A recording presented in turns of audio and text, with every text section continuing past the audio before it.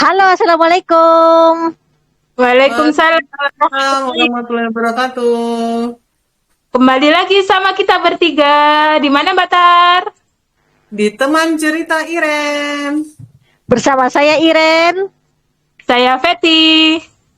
Dan saya Tari. Kita mau bahas apa malam ini? Bacain pertanyaan dari itu Mbak, komen. Komen, oke. Ya. Komen dari siapa? Mbak Evi Susanti. Oh, Mbak Evi Susanti. Assalamualaikum Mbak, mohon sharingnya.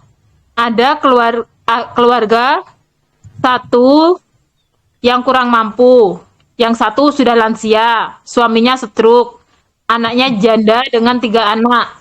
Nah, setiap bulan dapat santunan beras dari ponakan yang mata pencariannya sebagai rentenir. Gimana itu ya Mbak? Mau ditolak tapi butuh. Makasih sharingnya Mbak. Oke, Mbak Evi Susanti. Ini saya sederhanakan ya. Saya sederhanakan pertanyaannya Mbak Evi Susanti. Jadi ada taruhlah kakek nenek, begitu ya kan? Kakek nenek, si kakek ini stroke, neneknya ini udah lansia, kakek nenek ini punya anak perempuannya ini janda anak 3, gitu ya tadi ya pertanyaannya. Ya, Anak perempuannya ini janda anak 3 dan mereka ini kekurangan, begitu. Tapi mereka kekurangan secara ekonomi ya kan? Tapi mereka ini setiap bulan selalu dapat santunan beras dari keponakannya si kakek nenek ini yang rentenir. Begitu kan? Mau ditolak tapi butuh katanya begitu. Yang pertama begini, keluarga kakek nenek ini tahu nggak kalau yang ngasih santunan tiap bulan, ngasih santunan beras ini adalah rentenir. Kalau misalnya tahu, maka itu haram.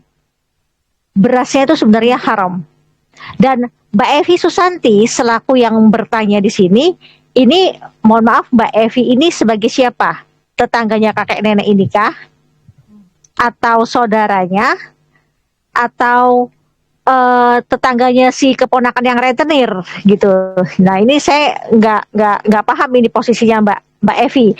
Tapi begini, karena Mbak Evi bertanya, Mbak Evi tahu berarti kan. Nah ketika Mbak Evi tahu seperti begini, itu si kakek nenek ini, keluarga yang kurang mampu ini kan tidak tinggal di hutan ya. Mereka kan pasti tinggal di sebuah paling tidak desa.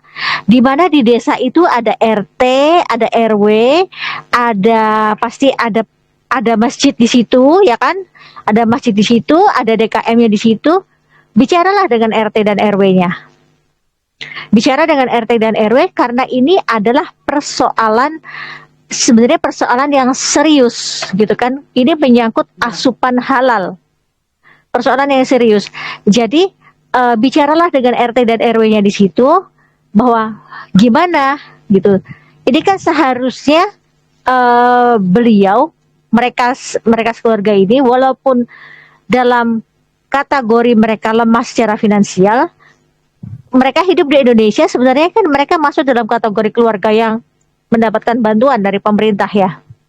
Gitu. Yang pertama itu. Kalau RT RW-nya itu gak bisa diajak bicara, ibarat kata cuek, gak mau tahu, datanglah ke DKM. Ke DKM masjid, bicara. Namanya DKM pasti tahu dong kalau itu asupan halal haram. Harusnya paham ya kalau ini adalah hal yang dasar, harusnya paham gitu. Nah, terus kalau ternyata gitu DKM-nya juga nggak tidak sesuai ekspektasi, nggak peduli juga. Nah, di situ di kampus itu apakah semua orangnya di daerah itu apakah semua orangnya secuek itu? Mbak Evi Susanti apakah tidak punya teman-teman lain yang bisa diajak peduli dengan keluarga ini? Paling tidak untuk urusan perut mereka makan makanan yang halal. Gitu. Dan apakah tidak ada yang bisa membackup? Harusnya ada dong. Masa dari sekian banyak manusia di sekeliling mereka situ gak ada yang bisa backup? Gak ada yang bisa backup mengatakan bahwa tolak saja, untuk menolak gitu. Jadi biar mereka menolak apa beras yang dari ponakannya yang rentenir ini, karena beras ini akan diganti oleh orang-orang yang peduli dengan asupan halal gitu. Masa Ya. nggak ada yang bisa peduli gitu kan. Nah, itu jadi ini sebenarnya PR kita. Dan kalau sampai ternyata kok sampai nggak bisa nolak karena butuh, kenapa emangnya yang peduli cuma rentenir ini, kok kasihan sekali gitu. Bukan si bukan si keluarga kurang mampu ini yang kasihan, tapi orang sekitar situ kok kasihan sekali dengan ininya, dengan kepeduliannya gitu kan. Masa segitu mati rasanya sih gitu ya? Nah, begitu. Masa kalah sama rentenir gitu. Nah, Berarti jangan-jangan rentenir ini hartanya yang paling halal. Kalau sampai di situ kalah dengan rentenir. Lo serius? Karena gini, halal, asupan haram itu akan membuat mati rasa. Seperti pada video yang sebelumnya yang pernah kita share itu, di video yang sebelumnya ketika kita bicara tentang anak-anak, 4 anak yang memperkosa satu gadis, ya kan, dan itu ada pelakunya yang masih SD katanya, ya kan. Iya. Nah, terus anak-anak yang berbuat amoral itu ketika kami pun pernah survei bahwa itu erat pasti hubungannya juga dengan makanan, di mana anak-anak yang makan makanan yang halal saja mereka akan jijik, mereka nggak akan ada rasa seperti itu. Jangankan melakukan itu, untuk membaca yang berbau pornografi pun mereka jijik, begitu kan. Jangankan menonton porno gitu kan, jangankan melakukan itu, menonton porno pun mereka akan jijik gitu loh. Nah, ini kalau sampai kok mati rasa, nggak peka dengan adanya keluarga yang seperti begini, ini jangan-jangan iya satu desa sebobrok itu? Masa jangan-jangan si rentenir ini yang jangan-jangan paling halal? Maksudnya paling mending, nggak ngomongin halal, paling mending asupannya, berarti separah apa? Jadi tanda tanya malahan ya kalau Jadi sampai tanda tanya malahan begitu kan. Jadi Iya. seharusnya di situ gini Mbak Evi bicara dulu dengan RT RW setempat di situ, kemudian kalau memang masih buntu, mereka tidak peduli, ya ke DKM buntu, ya di situ kan pasti ada ibu-ibu pengajian ataupun apa dan lain-lain gitu kan, atau pasti kan ada juga orang-orang yang sebenarnya peduli begitu kan. Bahkan mungkin ya Mbak Evi sendiri, masa Mbak Evi nggak punya teman? Mbak Evi bisa bertanya begini, artinya Mbak Evi peduli kan dengan mereka. Berarti Mbak Evi pasti juga punya teman yang sefrekuensi dengan Mbak Evi gitu kan, yang juga peduli juga. Nah, ajaklah mereka untuk paling tidak ikut berkontribusi, ya, ikut support, paling tidak untuk isi perut mereka. Iya. Itu yang pertama. Yang kedua, nah ini anaknya yang perempuan yang katanya janda ini, coba di situ dicari solusi, kira-kira apa yang bisa dia lakukan untuk menjadi perempuan berdaya, perempuan kuat. Karena banyak sekali juga perempuan-perempuan, ya kan, walaupun sudah menjanda dengan banyak anak, malahan gitu kan, dengan banyak anak dia masih bisa berkarya, masih bisa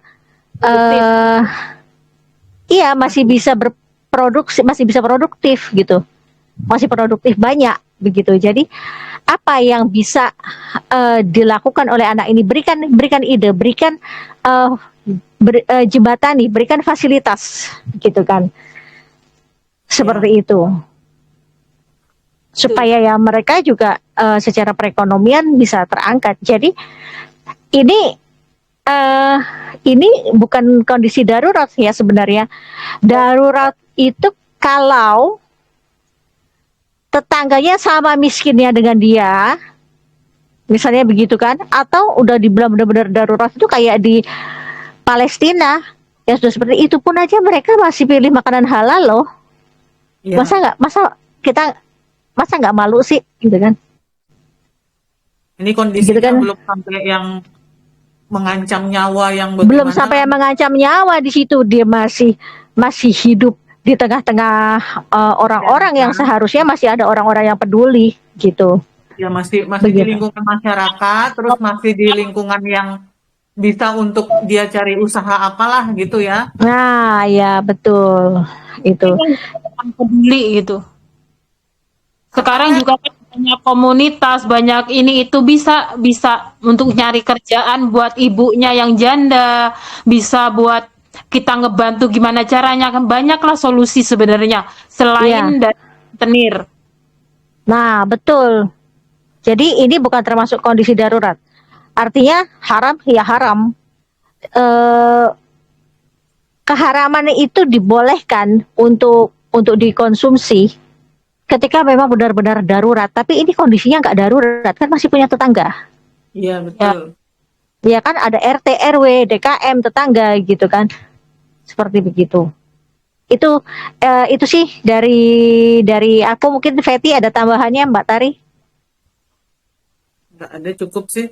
Apa sih, kalau aku kan nggak mungkin lah dalam suatu wilayah itu memang benar-benar didiemin gitu loh, nggak mungkin gitu. Apalagi kan tinggal di Indonesia ya kan, yang katanya Gemah Ripah Loh Jinawi itu kayaknya nggak mungkin gitu loh. Makanya nggak mungkin. Secuek-cueknya orang pasti masih peduli gitu. Iya, nah benar masih kalau untuk urusan, apalagi untuk urusan perut gitu ya kan, kalau apalagi tetangga di situ kan tahu kehidupan mereka bagaimana begitu kan, gitu. Iya. Itu ya insya Allah lah ada. Jadi tidak ada alasan untuk tidak bisa menolak, tidak bisa Iya. menolak beras haram yang didapat dari rentenir ini, gitu. Betul. Nah, nggak bisa Itu pakai alasan karena butuh gitu ya, karena iya masih nggak banyak. bisa dengan alasan karena butuh itu nggak. Kan masih Masih, ada tetangganya di situ, ngapain aja gitu kan. masih Iya. banyak lah solusi lain mungkin yang bisa dicari gitu kan. Kalau wanita tetap harus berdaya walaupun janda. Waduh. Ya, Nah iya begitu. kemungkinan bisa jadi kemungkinan yang nggak peduli itu mungkin nggak tahu atau gimana. Nah itu berarti Ya bisa tugasnya jadi. Nah itu perlu tugas PSI ya. diberitahu, perlu diobrolkan gitu kan, diajak ke situ gitu untuk refleksi diri juga bahwa lo ya Allah kok bisa sampai punya tetangga kayak gini dikasih makannya sama rentenir gitu kan. Ya betul. Nah, berarti Sekarang tugas Mbak Evi itu kan tugas Mbak Evi untuk ya itu tadi cari orang-orang yang mungkin masih punya rasa peduli gitu kan. Iya, dan Mbak Evi yang diperlihatkan ini sama Allah, berarti Mbak Evi dikasih tugas tuh sama Allah kayak gitu. Iya. Gitu ya. Ya berarti dan Mbak Evi mampu gitu kan, insya Allah. Gitu kan ya. Selamat bertugas Mbak Evi. ya, Selamat berjuang Mbak Evi. wilayah sih. Ya, kalau cukup ya bahasan. Dah. Semoga ini menjawab ya Mbak Evi ya. Dan kalau misalnya ada pertanyaan lain lagi, misal atau ada sharing lain lagi, boleh diisi di kolom komentar. Silahkan untuk subscribe, like, komen, dan share kalau video ini dirasa bermanfaat. Dari saya sampai di sini. Wassalamualaikum warahmatullahi wabarakatuh. Waalaikumsalam. Waalaikumsalam warahmatullahi wabarakatuh. Sampai ketemu lagi di teman cerita Iren.